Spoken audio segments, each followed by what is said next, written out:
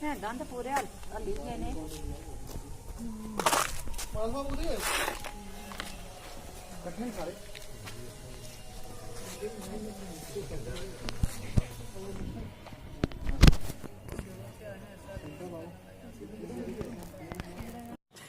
नहीं बोले गए ना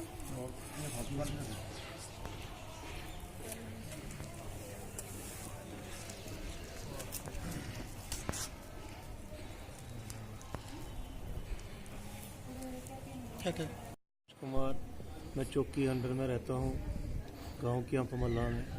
मैं कल अपने घर में गोबर जो है भैंसों का वो उठा रहा था, तो कम से कम 50 जो हैं आगे पीछे से आगे वो जो रहते हैं जो हमारे घर के पास है, उन्होंने काफ़ी बुला कर रखे थे लोग, और उन्होंने सब ने आकर हमें पत्थरों और मेरी गाड़ी जो है, मेरे पास ऑटो है, वो भी उन्होंने तोड़ दिया है। और सबको, मम्मी को, पापा को, मेरे भाई को, बहनों को, मेरी बीवी को, सबको इन्होंने इतनी ज़बरदस्त मार दी है। ये देख लो आपके सामने, जो मेरा सर जो है ये भी फट गया, और ये मेरे दांत जो है ये भी हिल गए। ये मम्मी है बैठे, इनको भी बड़ी बुरी तरीके से मारा है। और किसी ने कोई भी जो रात के यहाँ पे आए हैं, और पुलिस स्टेशन में भी पापा हम गरीब हैं, रात के चक्कर लगा रहे हैं, हमारी किसी ने बात नहीं सुनी है, और इतनी बुरी हालत है। और जो मेन जो मुद्दा है वो ज़मीन का है, ज़मीन हमारी है, और जो आसपास के लोग हैं वो कहते हैं नहीं ये आपकी ज़मीन है, हमें वहाँ से भगाना चाहते हैं। और मैं ये चैनल के माध्यम से सबको बताना चाहता हूँ जो हमारी मजबूरी है। और जो पटवारी हैं, मारने वाला कौन है? वो पास ही रहते हैं, वो घर के पास ही है। वो जमीन हमारी है, दीप कुमार है, राकेश कुमार, पिंकी है। और जमीन आपकी है किसकी है? जमीन हमारी है सारी। और जो पटवारी गिरदावर हैं वो भी उनके साथ मिले हुए हैं, और पूरे जो डॉक्यूमेंट है जमीन के वो मेरे पास हैं।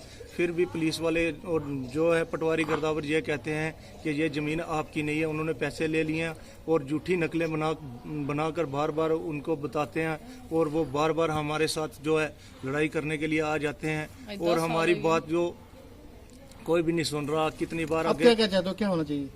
हमारी बात जो है पूरी जो ये मैं चैनल के माध्यम से सब बताना चाहता हूँ, अगर ये हमारी बात ऊपर तक जानी चाहिए और हमारा इंसाफ होना चाहिए। हमारी जो मेरा जी क्या मसला है? मसला ये होया जे कल ये बच्चा माड़ा तो ये घर वाला ये बड़ी नूह जड़ी है कोल बैठी है।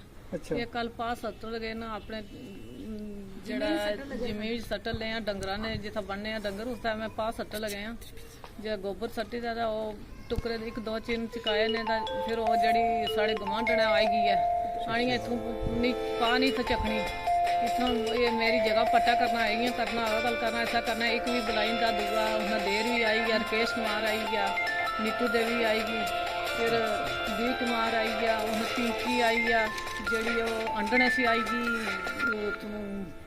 ननान झल्ली देवी वो आएगी। उन्हें सारे जुड़ी में दसा ही बड़ा मार कटाई की गए। माड़े बच्चे की मारिया, माड़ी से तपी की नाल बगाड़ी के की मारिया ने, बच्चे की मारिया ने। पुलिस कंप्लेंट की है जी? पुलिस राती गए हाँ ने सवेरे 6 बजे 6 बजे टिकने रहे हूँ। फिर उधर अजय नहीं आए पुलिस वाले, कोर्ट विच गए हूँ मुड़दा फिर गए उपर पुलिस वाले आए नहीं आए? अजय नहीं आए, पुलिस ले कोई नहीं आए, टिकने रहे। कितने घंटे हो गए ना हादसे की? असा राती आए सो कि 4 बजे कल इस काम होया 4 बजे 24 घंटे होने लगे ना ये टाइम आई अज कोई बंदा नहीं साढ़े को आया। तो इतनी बेन्याई है जिस पास मुँह करने साढ़े बेन्याई है। हमारे बच्चे बिल्कुल खत्म कर लगे सन, और अज नहीं तक 10 साल तो हो ही गए माड़े